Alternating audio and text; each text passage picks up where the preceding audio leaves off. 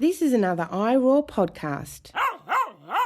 And so this conversation about recognizing multiplicity and specificity and this flourishing and the possibility and the wonder of how others experience the world is crucial because it is the move directly against that resourcism, that objectification that makes all these very damaging, horrific systems allowed to stay in play. Because you already have that ideological apparatus that is saying they don't have an internal life. They don't have a life that matters. They don't have complex understandings of the world. It's not worth recognizing. It doesn't exist at all. We've already made that fundamental cleavage between humans and other animals, and we put them in that object place. So the conversation about subjectivity, as abstract and theoretical and academic as it sounds, is the fighting back against that objectified view that is the very foundation of how the systems continue to move.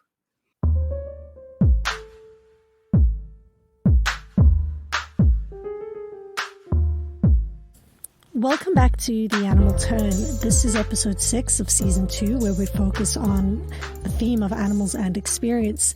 And today I'm speaking to Dr. Lauren Corman about the concept of interspecies subjectivity.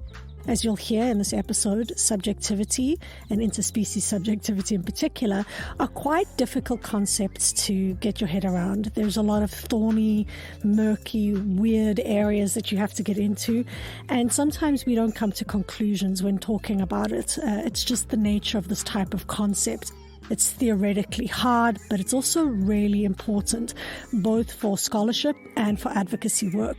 And Lauren helps me to understand this concept, but also to embrace, I think, some of the areas that we don't yet understand, and that sometimes we need to be content and comfortable with not having clean answers or solutions to things. Dr. Lauren Corman is an associate professor of sociology at Brock University and was hired as the first professor to specialize in critical animal studies. Prior to going to Brock University, Lauren also hosted the show Animal Voices, a radio show that was dedicated to animal advocacy and social justice. Lauren has been inspired by mentors in environmental studies and continues to interrogate the question of animals from intersectional, decolonial, and anti-capitalist perspectives. Her foci include trauma, sociality, and our focus today, interspecies subjectivity. These focal points also show up in her work. She is the co-editor of a book called Animal Subjects 2.0, as well as a co-editor of a popular piece with Darren Chang titled From Wet Markets to Meatpacking: Why Animal Advocacy Fails Without Anti-Racism. She has contributed book chapters to books such as Colonialism and Animality, Anti-Colonial Perspectives in Critical Animal Studies. She is very interested in and currently working on a book about the complex histories of particularly vilified animals.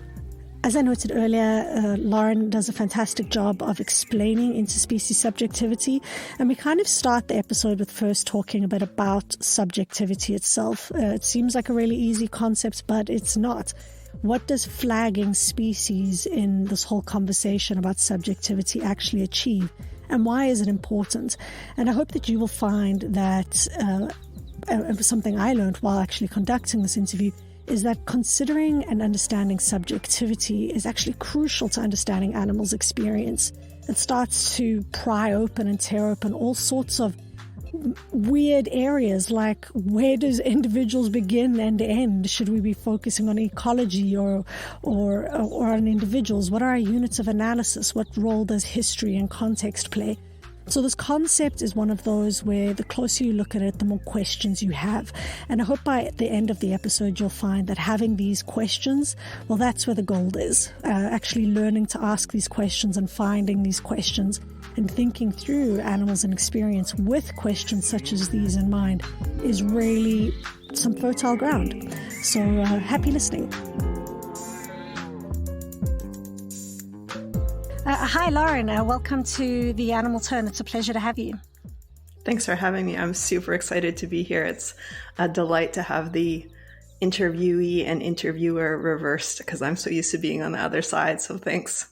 I know, it's fantastic. You were doing animal podcasts before, I think, or just as The Animal Turn, not the podcast, the actual process of rethinking relationships to animals was beginning to take place. Could you tell us a bit about your podcast? Sure. It was primarily a radio show that became something called a podcast in 2004. We were part of a collective that was running a show out of CIUT 89.5 FM in Toronto with a group of people who had sort of passed the baton over the years. And I had ended up with that show with a collective of women in 2001. And the mandate of that program, through all of its incarnations, was to try to think critically about the animal movements and to put them in conversation with other social justice issues. So it was sort of a sympathetic but critical reading of the animal movements as people who were invested in those movements. And then it was also trying to have some pretty in-depth conversations about how we could build better coalitions with other social justice movements. So it was really grounded in intersectional thought and anti-colonialism and anti-capitalism. And it was one of the few critical or any animal-based radio shows at the time. So it's been amazing to see the proliferation of animal media and podcasts. So we had been on the air. I think that show had been on the air since 1998. I inherited it in 2001. And podcasting becomes a thing in 2004. And we sort of said, well, okay, well, I guess we could put this on the internet. And that really was fabulous to experience because suddenly we had international listeners, people like folks from Igualdad Animal in Spain would listen to a show that we might do, let's say, on Gary Francione, and then say how it informed their work. Or we had sometimes even slaughterhouse workers who were able to tune in from places like Arkansas, who saw a sympathetic voice for workers' perspectives in meatpacking. So just these really unusual, unexpected, wonderful opportunities became available through podcasting. So we were doing both the live aspect through CIUT and then putting the shows online. And we developed quite a big archive through that process. Yeah, the amount that's available. So it was called Animal Voices Radio Show. Is that correct? Yeah, I guess I should have said that. Animal Voices. Yeah, and there was two. And it was funny because you were introducing me, and I almost said, "Welcome to Animal Voices. You're listening to CIUT 89.5 FM in Toronto." So it's called Animal Voices, and there was also an Animal Voices in Vancouver, which I believe still operates. And actually, that term animal voices, or that phrase animal voices, was just so popular at the time. This idea of being the voice of animals was this really important metaphor that our radio show was in that legacy of really focusing on this notion of animal voices, which became the central theme of my dissertation. Yeah, I was going to say, like, a voice and voicelessness is a really important part of your work. And so I've been trying to read some of your work, obviously, in the lead up to this. And it seems, I was going to ask, which came first, your interest in voice or the podcast? I would say it was the work that I was doing in the feminist movements in the 1990s that really attracted me to the notion of voice. I would argue that voice is really the popular way of talking about subjectivity. And as far as I can tell, it is still the central, if not one of the central metaphors of most social justice movements.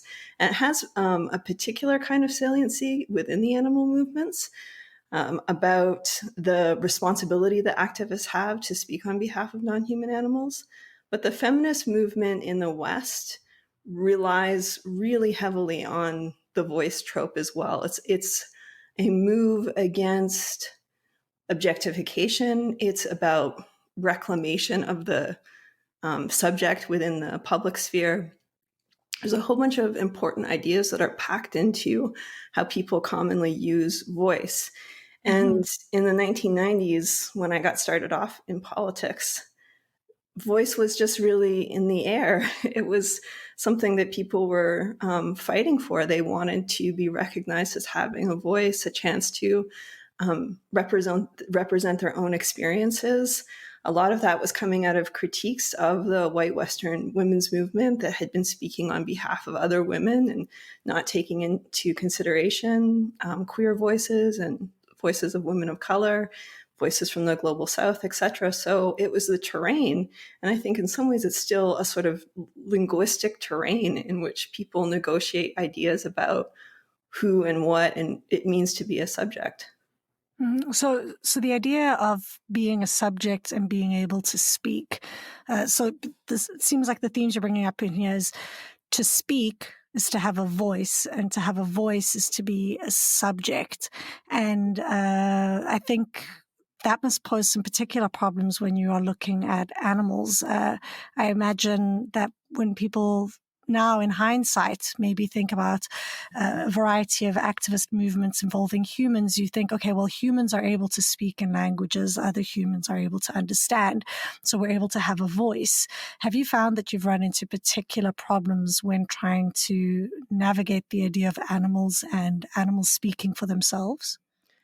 It's a lovely question. It's one that I tried to answer in 300 pages or more of dissertation writing, and I felt like I just scratched the surface, because so many of the different ideas that you're linking together, this idea of speaking and voice and subjectivity, they're unique in some ways within the Western tradition because they're tied to humanism, a lot of those concepts.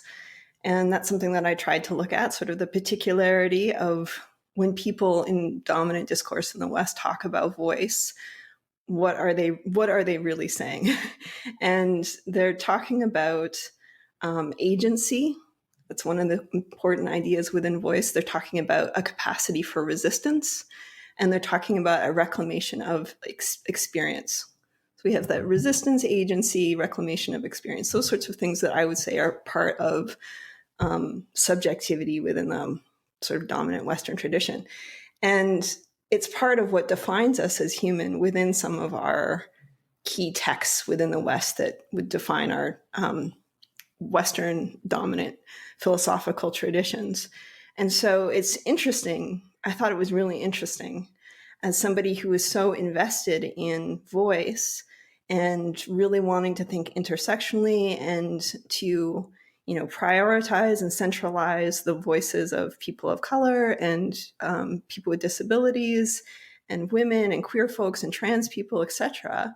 That voice is just so important. And then you see that within this Western tradition, though, that the ability to have a voice and to speak gets fused with what it means to be human. And so exactly, it presents this sort of paradox to the animal movements, because if we're going to be doing the moves that other social justice movements do, which is to try to centralize the voices of the oppressed and to let them speak for themselves, how do you do that when the discourse itself is turning around a humanist understanding often of voice and of what it means to be a subject? And then at the same time, there's this tradition within the animal movements, and I don't think it's strictly just in the West either, that the position or the responsibility of animal advocates is to see themselves as speaking on behalf of those who are voiceless. And I think that that's correct. I mean, politically, animals don't have voices. But in some ways, it's a kind of reinforcement of the humanist tendency to presume that speaking and having a voice is a human capacity. So there was this real tangled kind of set of ideas in what appears on the surface as a very simple idea, which is the voice trope, to have a voice. It's just so common. So I turned in my work, as the animal turn was happening, to think about what would it mean to really pay attention to the legacies of the animal liberation movements and animal rights movements, but also other social justice movements that have said, a wrong is committed when we are presuming to know the experiences of the quote unquote the other and not allowing them to speak for themselves. So I began to ask, well, how could we bring animal voices in that isn't just strictly about sort of human representations? And how could we do this in a way that would be less problematic, that we could never really interview. People would sometimes say to me, you can't interview a dolphin or something like that. But there's actually ways you can talk about animal subjectivity that I think gets at there's ways of talking about animals that gets at richer versions of their subjectivity than what I was seeing within some aspects of the animal movements, and certainly with the emergence of the intersectional versions of the animal movements that were focusing almost entirely on the oppression and suffering of animals and not speaking to those richer versions of subjectivity. So there is this kind of push that I had, or this kind of impulse that I had, to wanting to centralize animals' voices in this complex way. And so I used, some science and some emerging work around animal minds and behavior, people like Mark Bekoff.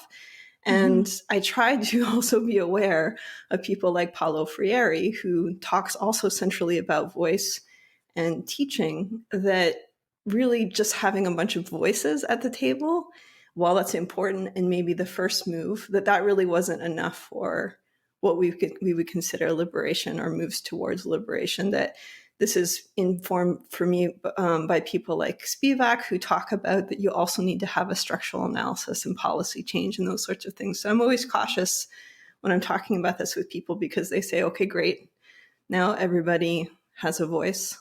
So what? It can't be just the proliferation of voice if it's not paired with a larger political and social set of policy and structural changes, and at that systemic level as well. But I think it's absolutely essential to the work that we're doing. So it sounds like there are several things happening with regards to voice. At the one level, there's voice as an embodied experience, something that we say, something that we shout, we scream, animals call, they bellow, they shrill.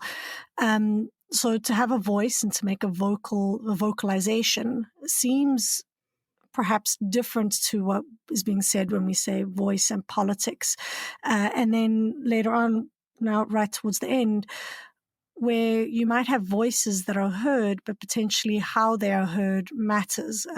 Because let's say you have several voices all speaking at a table whose voice is privileged, right? And especially when different voices start to compete with one another. And I know we're speaking now in quite abstract ways, but let's say you've got an entanglement of different oppressions, different groups that are vying for access to resources, whose voice matters, politically speaking, in that space. And I suppose that this is where advocates start to say, well, someone needs to be sitting at that table for animals and saying we should have resources dedicated towards understanding their experiences, understanding their lives, and understanding their political positions. Yeah, I totally agree with what you're saying. I think that what we did at the beginning of Animal Voices, that I hope was, part of, and I still believe is part of a progressive move, is that we were thinking about whose voices have been missing from animal advocacy, or who is not being heard, or whose voices really have been pushed aside. And if we are using that metaphor of the table, this is why it was part of the vision of the Animal Voices radio show to seek out marginalized voices within the animal advocacy movement. So we weren't hearing a lot directly from trans people within sort of the mainstream discourse. So that was really important. And we would seek out those sorts of perspectives. We would try to talk with people from countries where we weren't hearing within the Western or dominant dialogue, the mainstream dialogue. We would seek out activists to talk about their own local contexts. And so the way that we would think about sort of disenfranchisement of people is something that we did a lot of at the beginning of the show and continued to do with the show. However, I don't think there was as much kind of dedication in that early period to think about how animals come to that table through our representation in ways that might limit or also open up possibilities. So it's not that I thought that people were doing things wrong necessarily. There were things that I was critical of, but I really started to take that question of voice seriously. And the embodiment that you're talking about seems part of that answer. So how are animals in their embodied communication? This is something that Barbara Smuts talks about. how do they express themselves in a way that we can still say is meaningful? We don't have to say, oh, they're so different from us and there's no continuity between us, and therefore I'm going to just step back. Because this is also something that the feminist movement did. Like, we don't want to keep making those mistakes. So we're just going to step back and let you speak for yourself, without recognizing, I think, what you're getting at about power. And that sometimes it's not enough to just say, well, we'll let you represent yourself, because the power dynamics in the room mean that some people are going to be heard, or some beings are going to be heard and others aren't. So there's the embodiment piece, like actually paying attention to communication, but also, I guess, transcending that more physical side of what we would consider communication, and to really think about the internal lives of non-human animals and ways of doing our homework better that would centralize how they experience and know the world. And so that if we are going to act as translators or advocates speaking on their behalf, that at least we've tried to be in that space with them, and the entanglements that you're talking about, to try to be more honest about the way that all of that stuff is jumbled together. Is it, it's not that an Indigenous person or a person of color or a trans person gets to have the full picture in terms of representing non-human animals, but I think their voices should be prioritized in the conversation and in having a seat.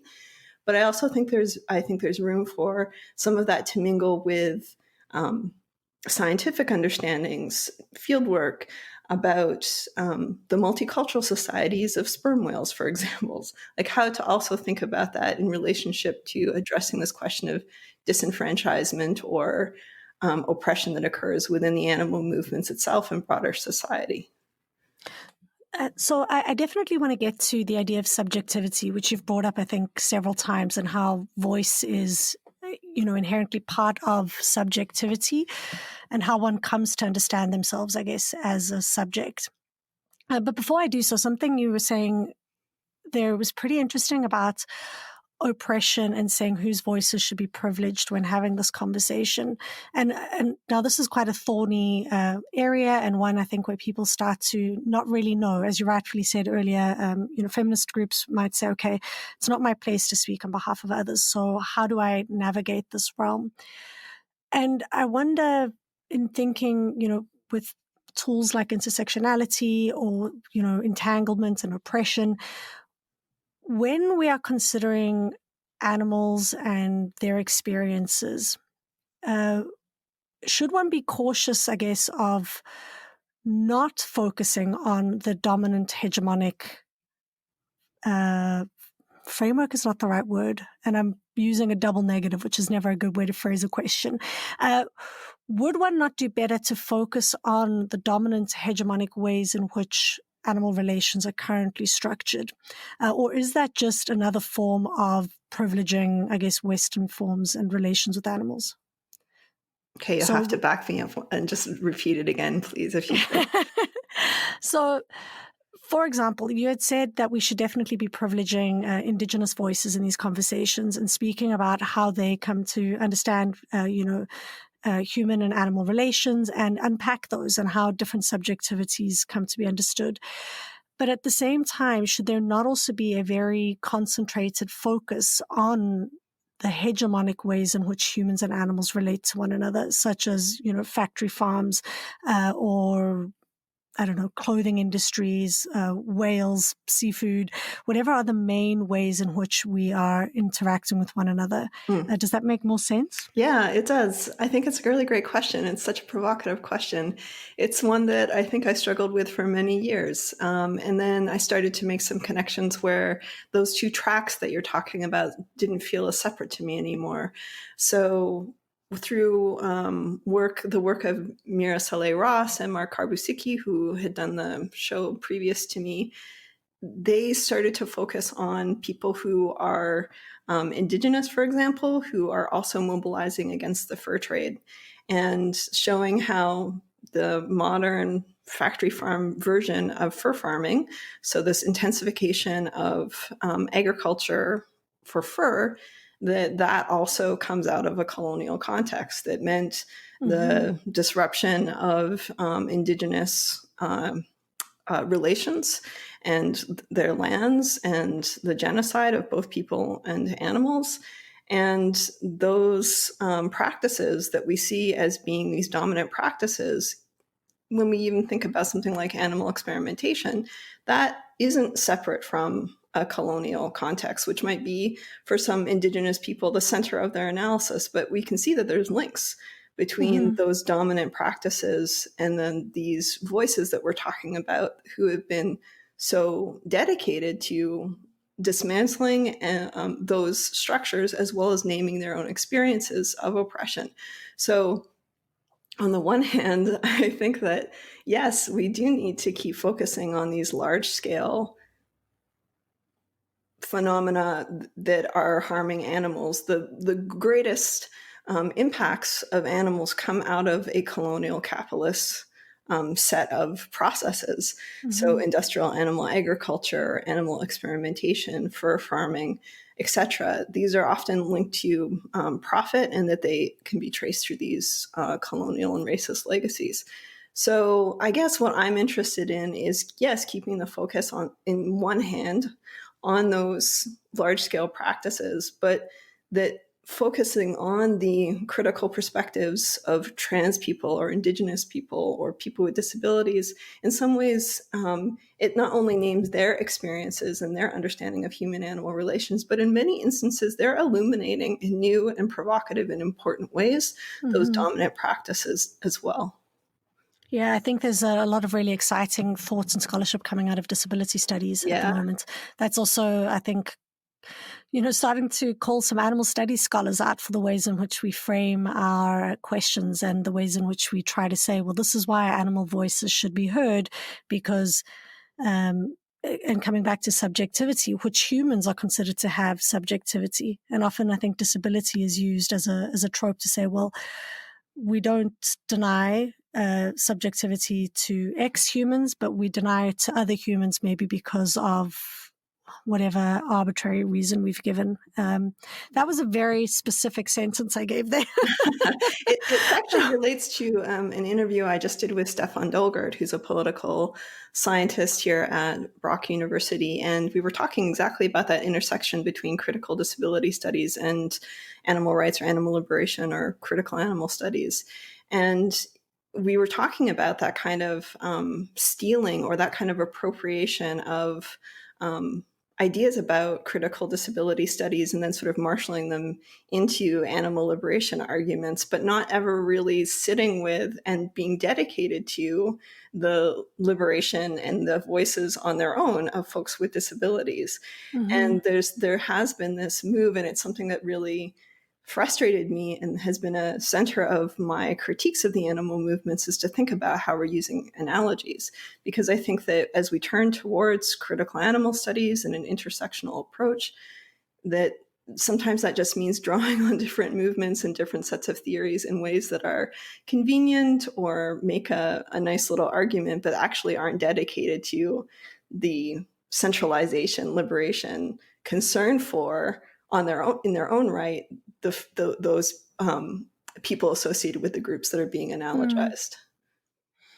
I think that's really, really important, because there are all of these overlaps and these tensions. There seems to be a lot of really interesting and exciting thought, with regards to, animalized humans and humanized animals, and how, that's been used across history to privilege some animals over some humans and some humans over some animals, and that it's never really as clear and clean cut as, animals versus humans, that it's all very contextual. It's all very much located in specific places, which is shaped also by different cultures and different ways in which we come to understand our relationships to one another. What is pure, what is dirty. I just want to shift a little bit here to thinking about subjectivity. So our focus concept for this episode is interspecies subjectivity. And you've mentioned the idea of subjectivity several times so far already. Could you perhaps just tell us, what does subjectivity mean? It seems like a really obvious concept, but is it really? Right. Yeah, you've asked me this our question already, and I actually didn't answer it fully, and so I apologize for that. So subjectivity, the way that I'm using it, is about recognizing that living beings are different from inanimate objects, essentially. So I have a subjectivity, and you have a subjectivity, and other sentient beings have subjectivity in the sense that they are conscious in the world. They're conscious, experiencing beings, and they have perspectives, they have desires, and then we would say perhaps in sort of animal liberation discourse that they have interests. Mm-hmm. So you could kick a chair and they don't have an interest in not suffering. Whereas if you kicked a dog, we would say that they have an interest. I'm not going to get tied up with that particular term, but we would recognize that they are not an object. And though even it might be too easy of a dichotomy to talk about subjects and objects, I think it's an important distinction. It's one that I think is still meaningful. It's certainly meaningful within our legal regimes when we think about persons versus property, which is sort of can be understood as subjects versus objects. Mm-hmm. And so that's what I'm talking about. And then when I'm talking about interspecies subjectivity, I'm talking about different forms of subjectivity that are made possible through our relations with others. And in some ways, this goes back to the point that you had just made about culture and context and specificity. And this, in some ways, is drawing on the work of Donna Haraway, but it's also drawing on anti-colonial scholars such as Chandra Mohanty, who really talk about that we come into who we are. We come into our being through our relations with others. And that's what I'm talking about when I'm talking about intersubjectivity, that we are who we are by virtue of our relations. And so those can be relationships with other non-human beings or human beings or the environment. But the kind of intersubjectivity that has been really fascinating to me is the kind of possibility between building better human-animal relations, mm-hmm. in part by paying attention to how animals relate to other animals, and then how animals, from their own perspective, as much as possible, are relating to us. So this is work like Barbara Smuts, they're really shifting this idea of the teacher to animals, that there can be something that we could learn about building better relations and being and achieving this intersubjectivity, or recognizing this intersubjectivity, by really paying attention to non-human animals. So subjectivity, it sounds like it's operating almost at an individual level. You have a subjectivity, whereas intersubjectivity is focused on the sinews between individuals, the relationships that they forge with one another or through being in relation to one another. Is that kind of in the right ballpark? Yeah, I think that I've been challenged on that, though, recently. And in my own work, I think about popular films now, like My Octopus Teacher, who talk about subjectivity in a way that, or show us subjectivity of an octopus, for example, that's not maybe the same kind of subjectivity that we might talk about when expressing our own experiences or what it means to be human. So I'm a little bit cautious to say it's about individuals, because in some ways, the way that I'm conceptualizing subjectivity is that subjectivity is about experiences and relationships in the world. And so there's really no subjectivity that could be sort of distilled out and just associated with the individual, because we're already so porous, and who we are is always made through those enmeshments and those relationships. Donna Haraway is much more eloquent on this point. But the argument that Chandra Mohanty makes about social subjectivity is that, say, for example, the category of woman, what it means to be a woman, is going to be always particular to place and context, and that emerges out of that context. And there is no distillable woman that we could, somehow stack up all the criteria and say this is what it means to be a woman, because the experience of subjectivity is always going to be particular to place, which would include culture, et cetera, et cetera. And this is where I feel like people like Claire Jean Kim and her work on what she calls taxonomies of power is more helpful than the way that some of the articulations of intersectionality have been in relationship to animals. So instead of thinking about just points of intersection between different groups or different forms of oppression, or how we understand the subjectivity and the oppressed subjectivity of various different groups, that we instead think about subjectivity and the experience of oppression as being enmeshed within fluid taxonomies of power, and that what it means to be an animal is in relationship always to what it means to be human, and what it means to be human is going to be in relationship to various different racial categories that are produced out of that dichotomy. And so it's a more complex, and I know it's difficult to talk about, but it's really, it is interested in individuals. I think that's a contribution of the animal movements, to say that individuals matter, but to show that they're mattering and that who we are in this sort of much more web-like horizontal way that Indigenous scholars and people like Haraway and Smuts have been talking about for so long is the kind of subjectivity that I'm interested in and feels most resonant, and has a kind of humility to it, rather than kind of an assumption that the individual can ever be parceled out as this kind of atomized, discrete subject, if that makes sense. I think, yeah, it does. We've actually entered a friend of mine, Josh. I think he'll be joining us on the grad chat in the 10th episode. He is very much in the ecology realm of things, and I'm more in the animal studies realm of things. And we often find ourselves brushing up against one another on this particular point, where at what point does one lean into ecology and another lean into animals? And sometimes I think that, in the idea of individual subjects. So yes, I'm a being and I view myself as an individual, right? I have I think an individual idea of who I am. I'm Claudia. I live in the world as a person that's got a variety of different relationships, but how Claudia manifests matters depending on what room I'm in and who I'm talking to at that particular moment. So yeah, I think maybe our vocabulary is still not quite there yet, but I don't know if I'm not fancy enough yet to know that, I think.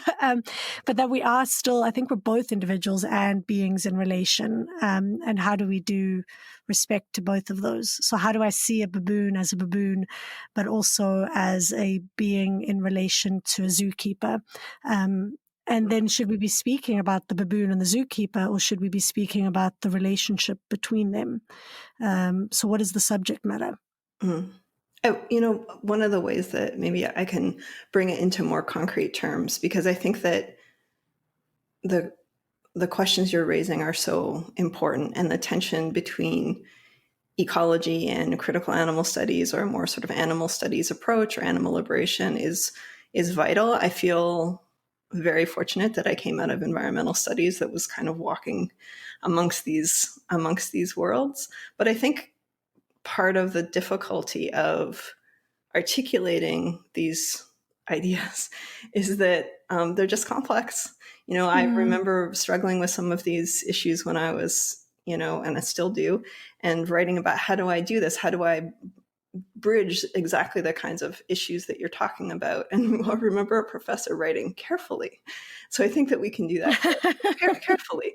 And so that's been a guiding principle. But so my concrete example that maybe is one way of thinking about that bridge would be when we think about something very important, like the experience of a monkey in an animal experimentation laboratory. So not just their experience of the actual operations or any of the physical interventions, but if we think about their experience of sitting in a cage, or their experience of, and I remember for me, this image really stood out, of two monkeys holding each other, that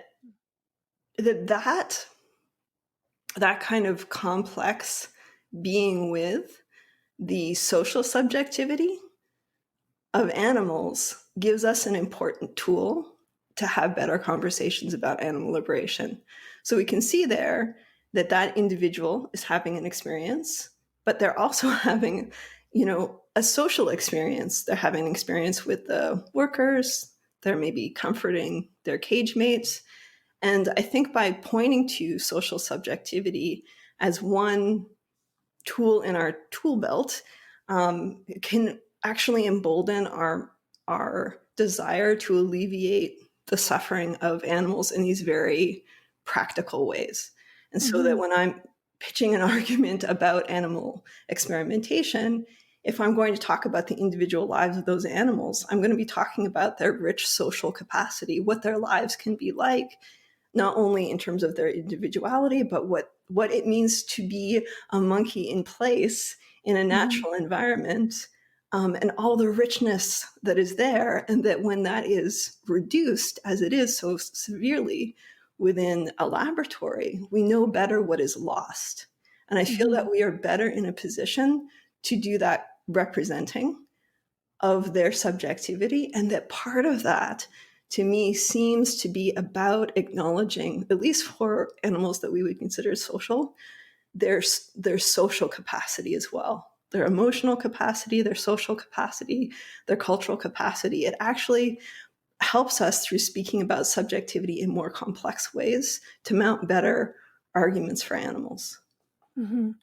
So they don't matter just because they're individuals. They matter also as individuals, but as beings that have really complex, wonderful, full, rich lives, and those lives deserve to be understood. And this takes me back to something you said right at the beginning of the episode about the power of voice in advocacy movements. And one of the moves in movements is to reclaim experience, to reclaim what experience means. And the focus of season 2 here is experience. So how do you think focusing on these types of rich, complex ways in which animals are, within their own species and across species, how do you think we could do better to reclaim those experiences? And I think you've hinted at it a bit here, but as scholars, what are some of the tools we could do in our writing and in our observing to better reclaim those experiences and move away from some of the essentializing moves you're talking about? Yeah, thank you for using that word too, essentializing. That's an important one. I've been talking about reductionism, for example. I think for me, a lot of it relates to humility, to begin from a place of thinking about how animals within our traditions and our understandings have been active participants in their lives, active resistors and agents. People like Jason Ribel talk about history from below, which would include looking at the histories of animals resisting their captivity in zoos, for example.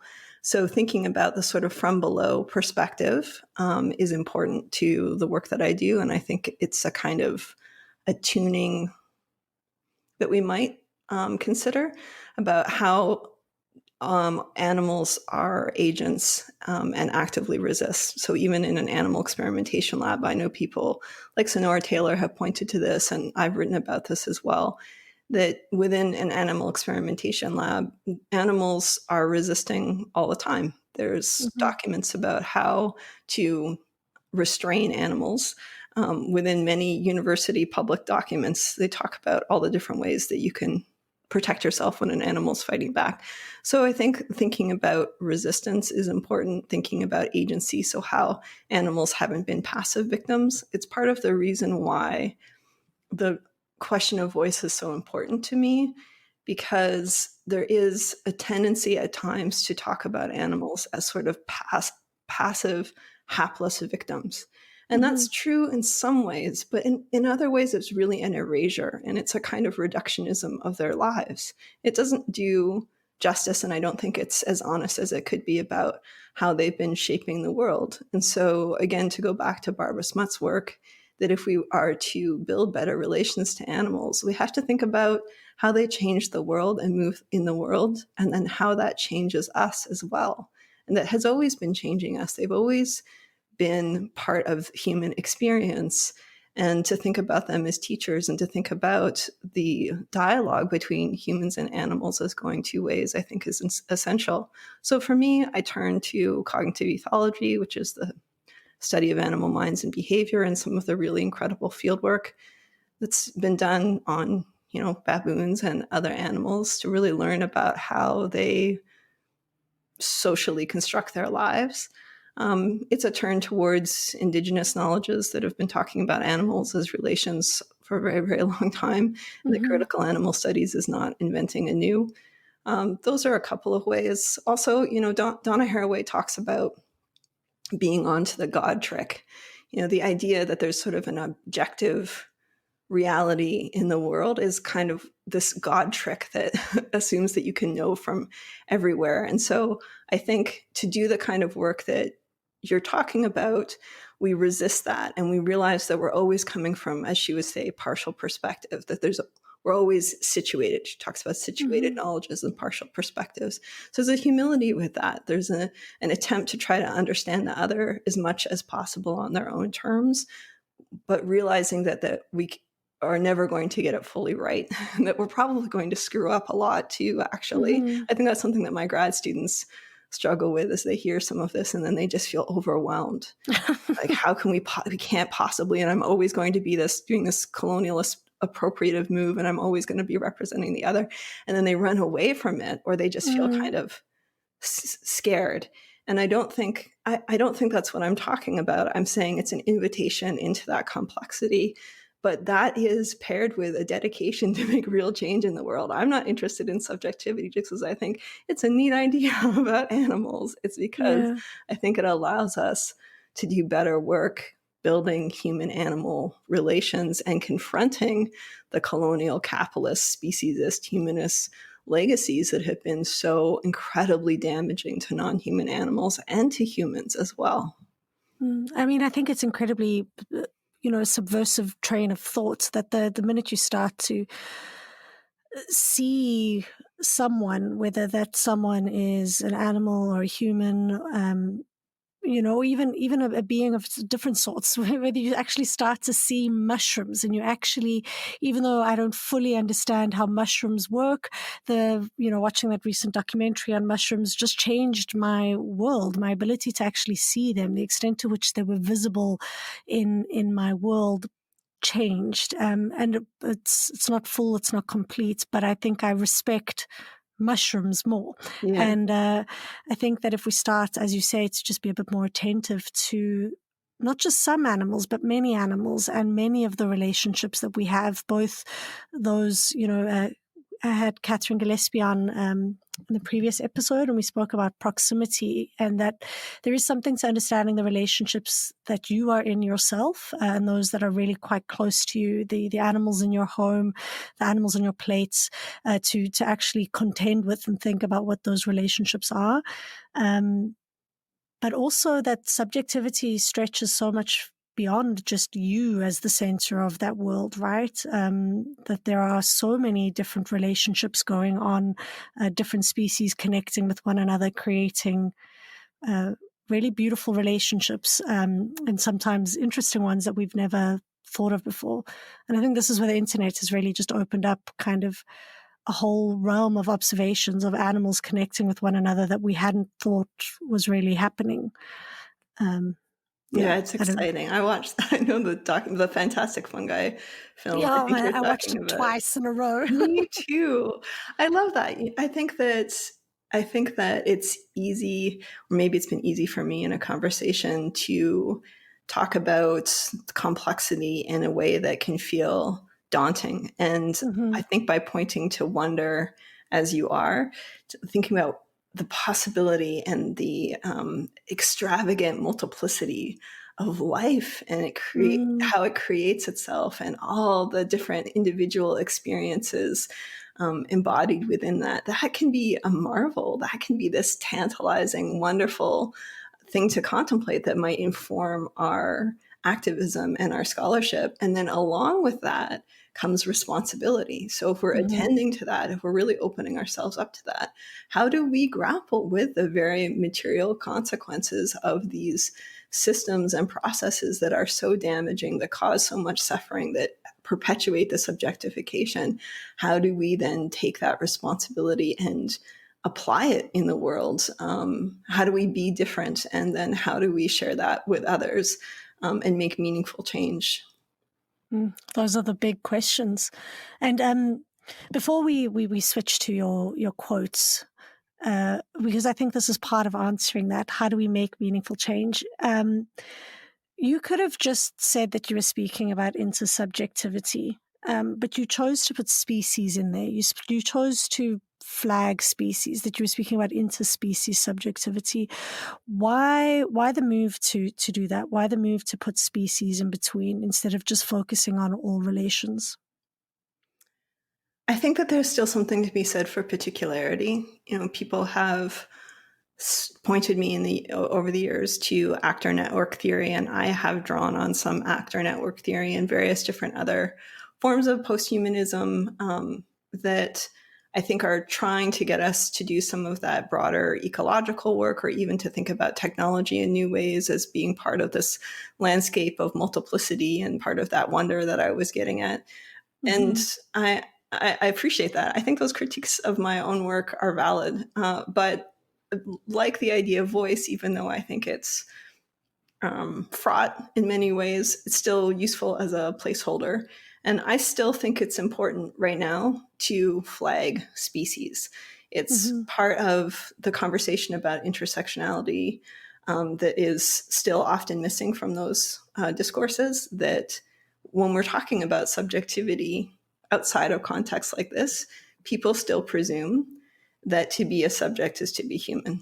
And even though that's challenged all the time by our relationships that we might even have immediately within our own homes with non-human animals, that it's still something that we haven't let go of, I think, in the dominant discourse, that to have a voice means to be human, and that they're synonyms. And so by distilling out the term species, I want to draw our attention to species as a dynamic. When we think about different forms or axes of difference, that we include species as being one of those axes of difference. And that's complicated. We've had a very, intricate set of conversations now, even just through this episode.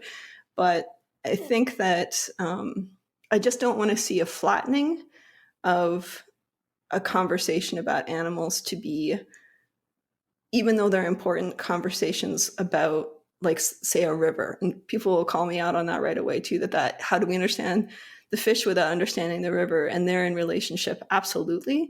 But at this moment, in terms of thinking about voice and subjectivity, I still think it's useful to flag species as being one of the dynamics, as complicated as that is, to have be part of our dialogue.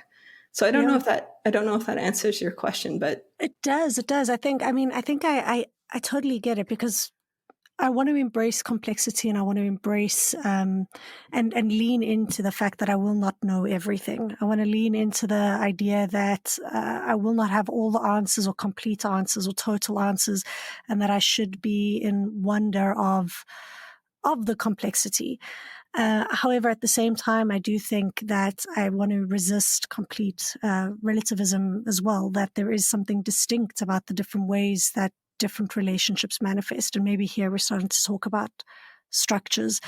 But what work does it do? And I've been having conversations with people about the dichotomy, the human nature dichotomy. If we collapse that and we say, okay, it's all nature, there's no human, what work does that do? What does it achieve? I think politically, when we're trying to talk about what work needs to be done for the world or for us, versus, because it's hard, because I do think that dichotomy has been used to really sustain a whole bunch of, you mentioned it right at the beginning of the episode, relationships of mastery.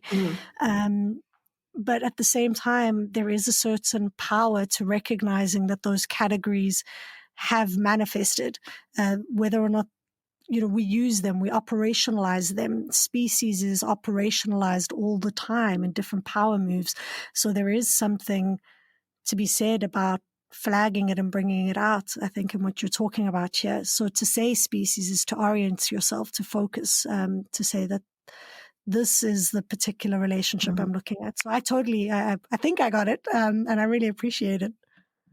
Yeah, it's one of the reasons why I struggled, I think, in environmental studies, as much as it was such a nurturing place for me to do my graduate work, is exactly for this reason, because people would be talking about unpacking notions of nature, and that even in very radical incarnations of that discourse, the specificity of non-human animals was lost. And so it often wasn't possible to talk about pigs, for example, as being, subjects with their own experiences, because the discourse was so dedicated to understanding those animals as being outside of nature, because they had been domesticated, they're seen as artifacts, they're polluters, and that even though we might say, well, the contemporary environmental movements and thought has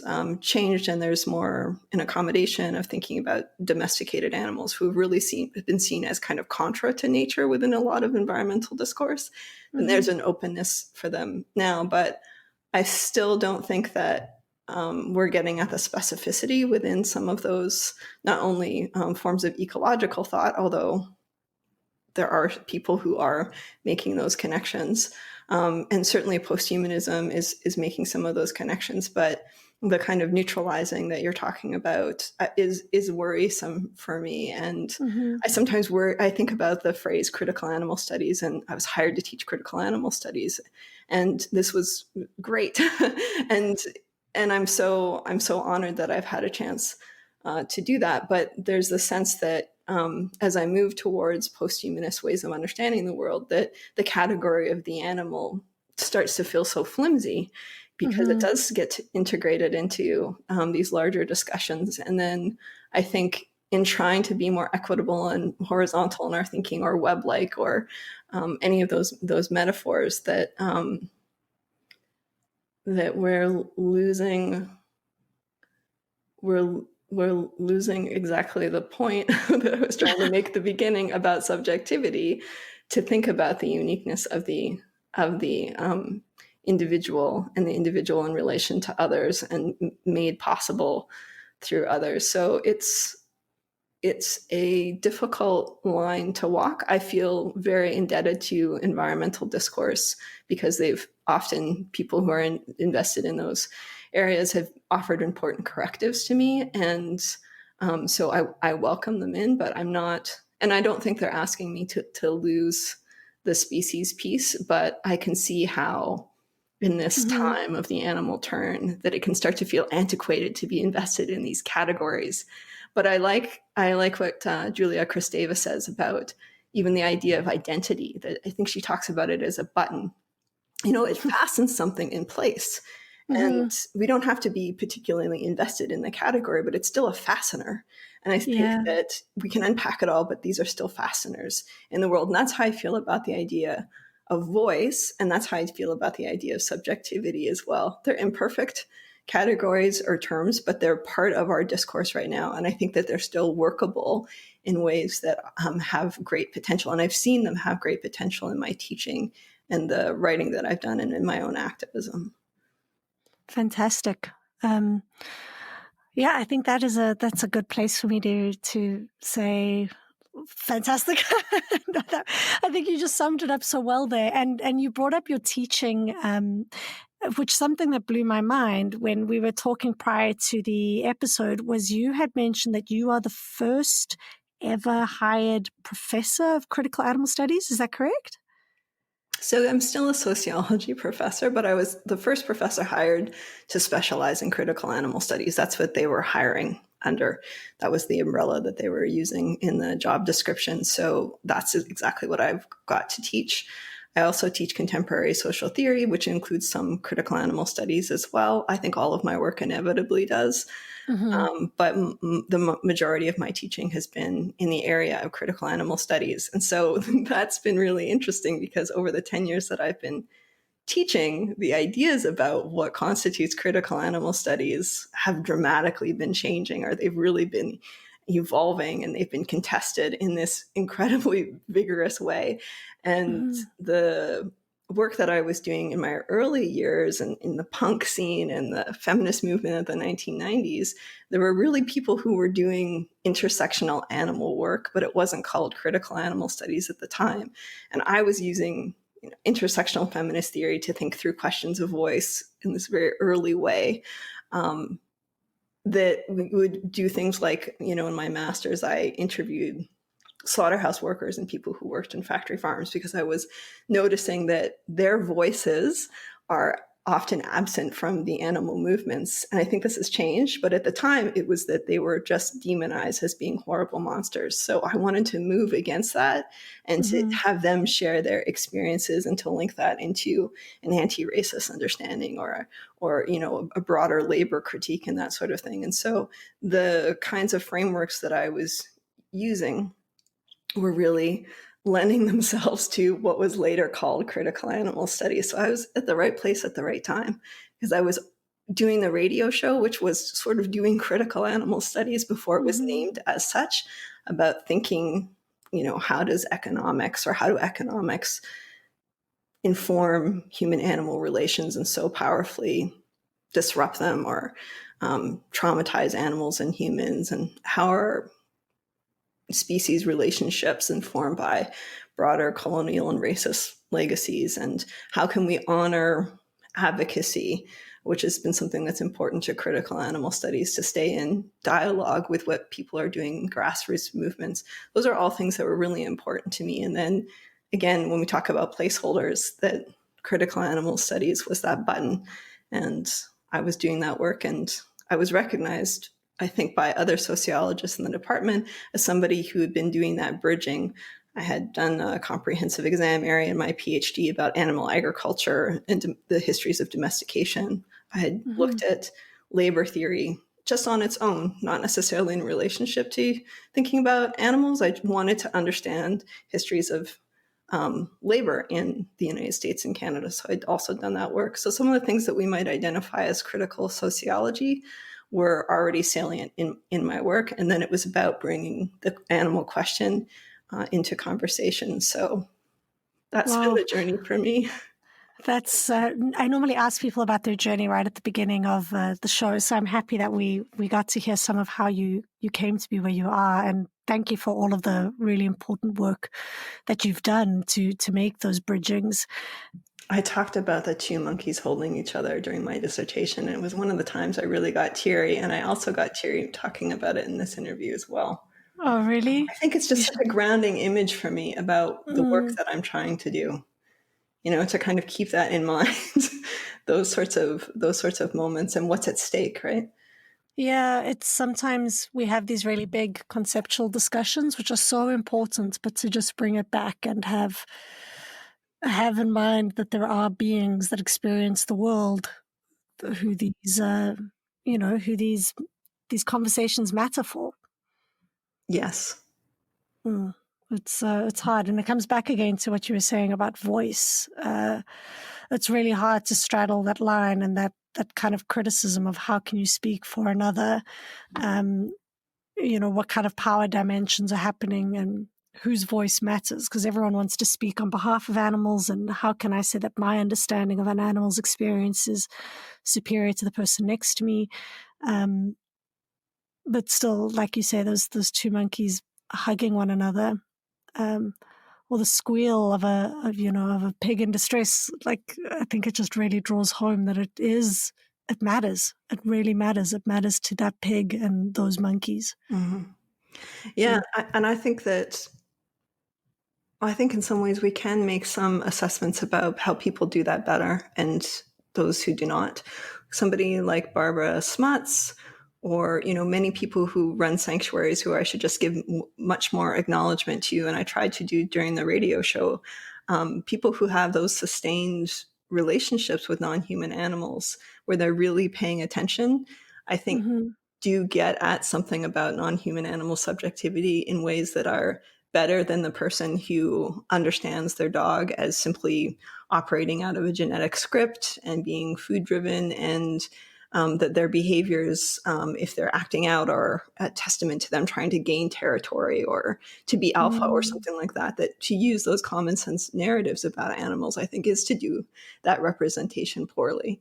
And so, as much as I'm, interested in sort of respecting the variety of different perspectives that people have towards non-human animals, I think I guess there's a way that I would still be willing to make some assessments about the closer, sustained paying attention in a humble way to non-human animal subjectivity that isn't completely like everyone gets to have their say, or the other side, which is we can't speak.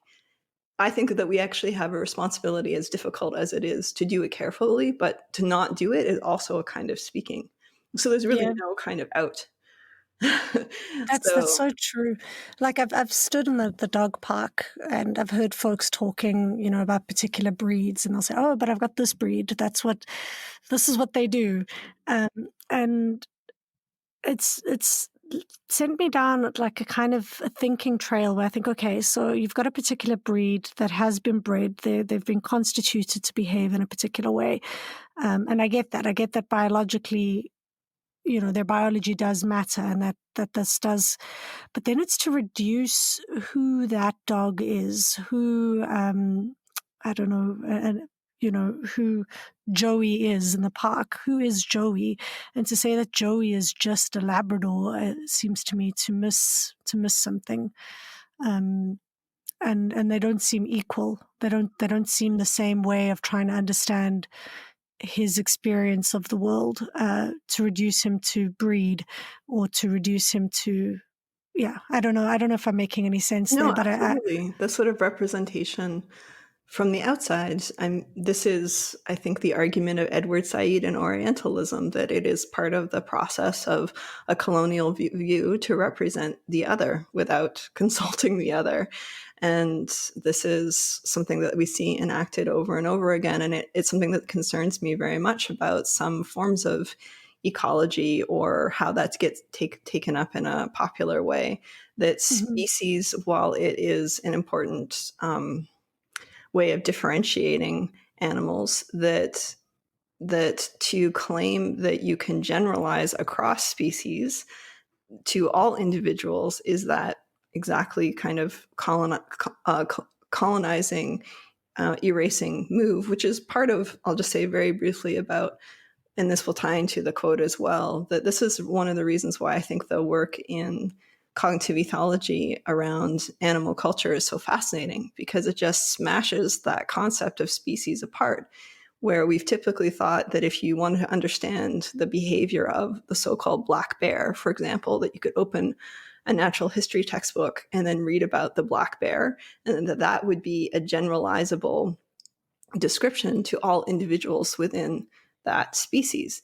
And that's just not true. The work that we've seen in non-human animal cultures shows us that there's all sorts of specificity within species, that individual groups and individuals themselves can have different learning experiences, they have different personalities. And that's not the only place that people are talking about specificity within species. But I think it's a really interesting place. It's a really interesting site to explore what we're talking about. We're really talking about sperm whales, for example.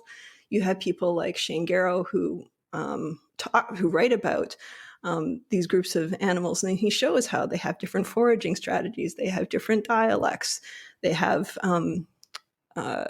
knowledge that's passed down through generations that can be lost if animals are killed off within that group who are elders. So that kind of specificity does not allow us to open up the textbook anymore and just to talk about the species as if they're one thing. So it's one way into that conversation about social subjectivity that I think is a more honoring move and just more honest. Yeah. And more honest, more genuine, more reflective, I think, of what the multitude of experiences are. I think we need to, if we're looking after, like, for multiplicity, I think it's an odd word to say, for multiplicity and complexity within our own species, I think, and we see the varied ways in which we've come to live. We see how we've, changed our environments and altered the ways in which we are in relation with each other, it seems to me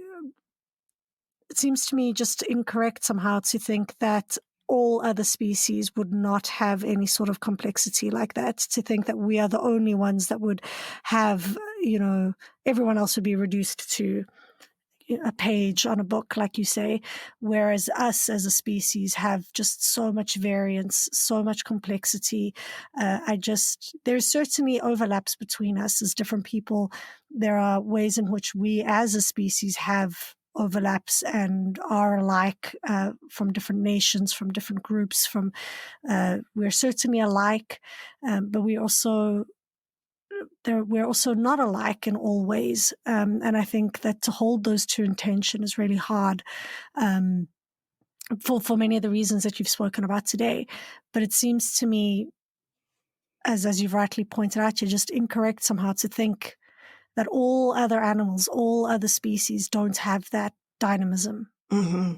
I think that's a really great way of putting it. I was going to just rephrase what you already said, but I think just to bring it back right to the beginning of the interview, that we talk about voice and you think about other social justice movements and people struggling to have their individuality, their unique experiences, their forms of agency, their forms of resistance to be recognized and to be articulated and to have them flourish within the public realm and within groups themselves as a resistance against objectification. It really, despite the sort of complex philosophical or even abstract conversation that we have, it's exactly this that pushes against the objectification that our economic system rests on in terms of its understanding of non-human animals. So we begin with an understanding of a cow in an industrial dairy farm as a very reduced version of who they actually are. They're seen as a machine, they're seen as a producer, they're seen as sort of dull-witted if there's anything sort of happening inside their minds at all. And so this conversation about recognizing multiplicity and specificity and this flourishing and the possibility and the wonder of how others experience the world is crucial because it is the move directly against that resourcism, that objectification that makes all these very damaging, horrific systems allowed to stay in play. Because you already have that ideological apparatus that is saying they don't have an internal life. They don't have a life that matters. They don't have complex understandings of the world. It's not worth recognizing. It doesn't exist at all. We've already made that fundamental cleavage between humans and other animals, and we put them in that object place. So the conversation about subjectivity, as abstract and theoretical and academic as it sounds, is the fighting back against that objectified view that is the very foundation of how the systems continue to move. Yeah, I think you've just put it so well. Thank you. Thank you for making yourself so available and for bringing all these different points together. I think I said to you off air that in many ways, I think this concept is the glue of trying to understand animals and experience. I think animal culture was part of it. And, Katie in the last episode brought geography and place into it. But I really think crystallizing and focusing on, as you've said here, why this is so important. Thank you for that.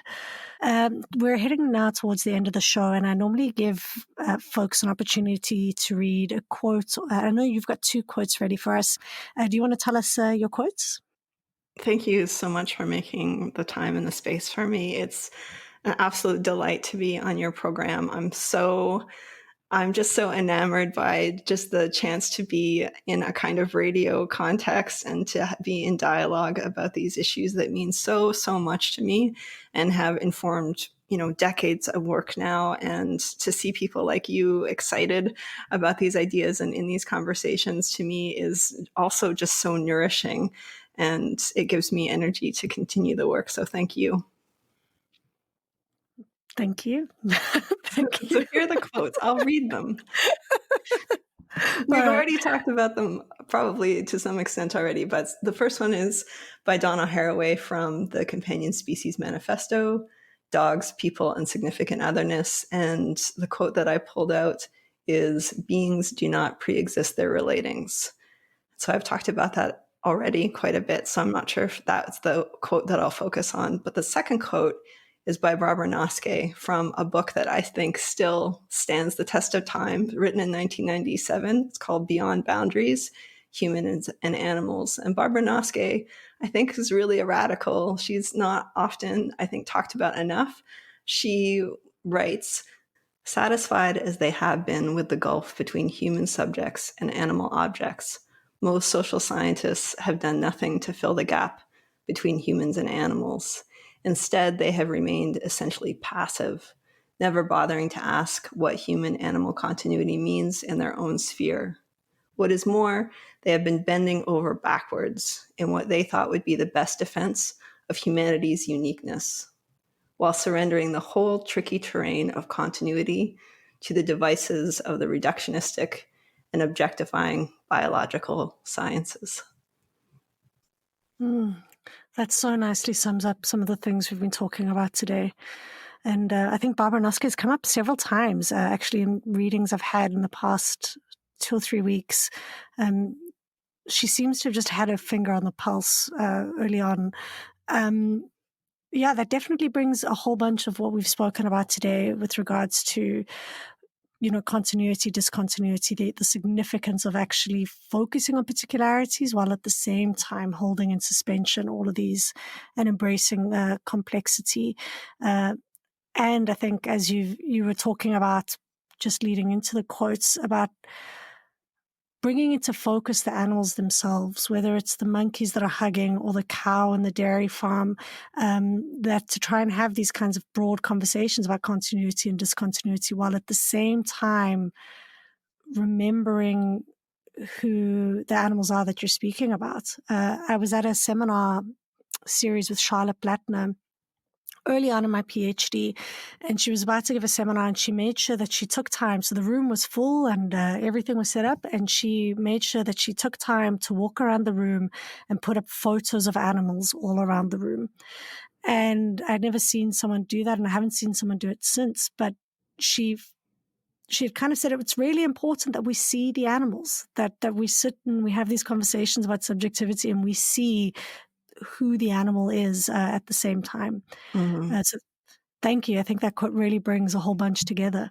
That's such a powerful moment that you recalled. Thanks for sharing that. I think about the importance of my cat, who is no longer alive, but who was with me while I was writing my dissertation, and she sat on my lap as I was writing. And it did bring me into a kind of accountability that I'm not sure I would have had. I think it sometimes is easy to go off into some of these abstract and interesting conversations and lose sight sometimes of the material realities and the kind of responsibilities that we have to non-human and human flourishing. Fantastic. Well, thank you. I'm gonna leave it there. It's been an awesome conversation. If we could just maybe have a quick 1-minute conversation, what are you currently working on? And if someone is interested in finding out more about your work, where can they find you and find out about your work? I had just written an article about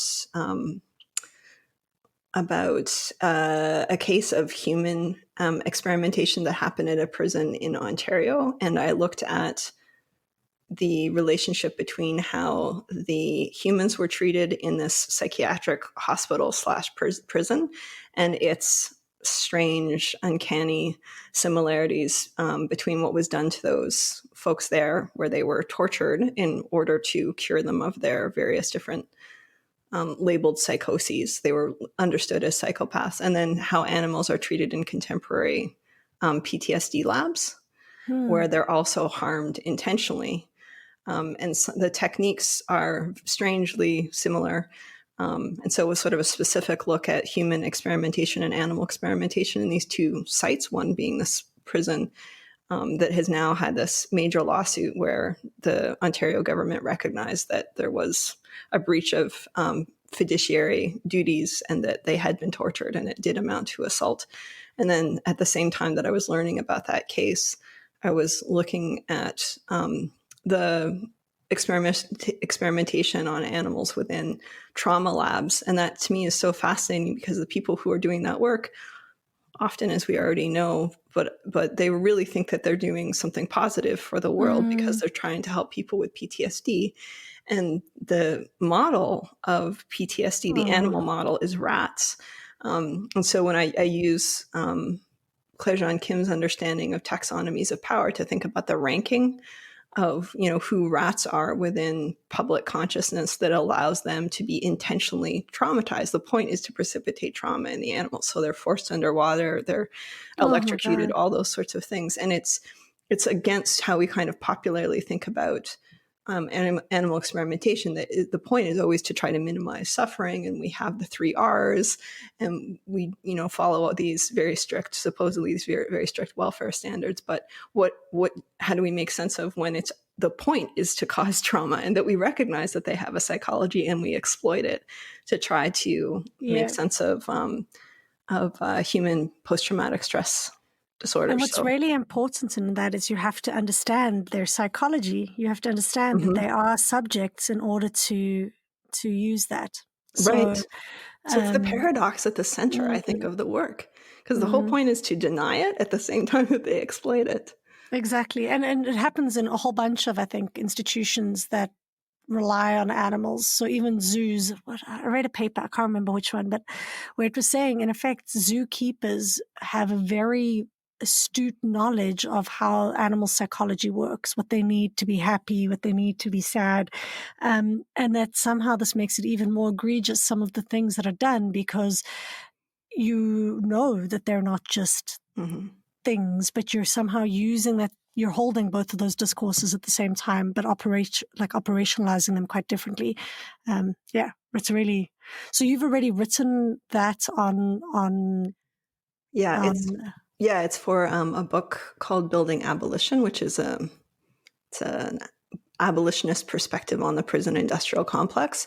And so I'm one of the people who are talking about human-animal relations as well. And there's another scholar who's talking about his witnessing of the importance of human-animal relations, of men who are in prison with animals that they've been able to take care of within prisons. So there's a couple of entry points where people are talking about something like the prison industrial complex in a way that would include animals in the analysis. So it's exciting to be part of that book. So I just completed that. And is it published already? That's just coming out. It'll be coming out this year. The most recent publication is from Colonialism and Animality, where I try carefully, I hope, to talk about the kind of limitations within critical animal studies and quote unquote post-colonial thought that there isn't enough acknowledgement of animals as being cultural beings, and that how this disrupts actually both sets of ideas about who animals are. So it was a very tricky article to write, because I'm not sure if I'm in the position to really critique post-colonial studies, but I do think there are others who have pointed to the humanism of that field. And the conversations about animals' culture is pretty important if the center of the field is reclamation of culture, which is what the work of post-human or post-colonial theory is doing, is exactly the kinds of things that we were talking about earlier. But the assumption is always that culture is a human experience, and it's part of what makes us human. So that just came out in Colonialism, in the Colonialism and Animality book. Yeah, I read that this morning. It's so interesting. It's such a good paper. If folks want to find out more about you and your work, do they just head over to the Brock University website, or do you prefer to connect with people on Twitter? How should people get in touch with you if they're interested in more? People can just write me directly. I haven't really stepped into Twitter too much. Maybe this will be incentive to do that, but people could start, I guess, with Twitter, or I'm absolutely open to receiving emails as well. Perfect. And just thank you once again. I know we ran into several issues on trying to get a date pinned down, but you've been so gracious and available, and thank you for spending so much time with me here this evening. You're welcome. Can I ask you a quick question? Yeah. It's so quick. Maybe at some point, if you'd be open to it, if you think it would fit with your show, I could interview you. That would be fun. And that would be a cool way to have a previous talk show host do something. That would be really fun. I'm not sure I yet have something to say. It's a classic grad thing. But yeah, I would definitely be keen to do that. The next season is hopefully going to be looking at animals in the city, which is where some of my research is sitting. So yes, thank you so much for offering that. I think that would be a lot of fun. I would love to do that, but no pressure. I understand that feeling of like, I'm not sure if I'm ready to do this, but it would be a delight for me, and I'm so curious to hear more about your work as well. Oh, thank you so much. Now I'm excited. Now I'm Great. like, ooh, now maybe I need to think about the next season so that I can put myself in it. Good. Now I'm kind of thinking, okay, maybe there is some pressure. Yes, we should do this. I think it would be great. Awesome. Once again, a huge thank you to Lauren Corman for joining me today and for being so generous with her time and thoughts. Another thank you to Animals in Philosophy, Politics, Law and Ethics, A.P.P.L.E, for sponsoring this podcast, to Jeremy John for the logo, and Gordon Clark for the bed music. Make sure to join me in the next episode where I speak to Sue Donaldson about the idea of multi-species communities. So we started to talk now a bit about subjectivity. What does it mean to be a subject? What kind of questions should we be asking and thinking about with regards to subjectivity? And now we're going to move a bit broader. How do these different subjects come into relation with one another? What kind of communities could we possibly think of when we start to move away from just thinking about communities as only being human? So make sure to join me next time. This is The Animal Turn with me, Claudia Hertenfelder.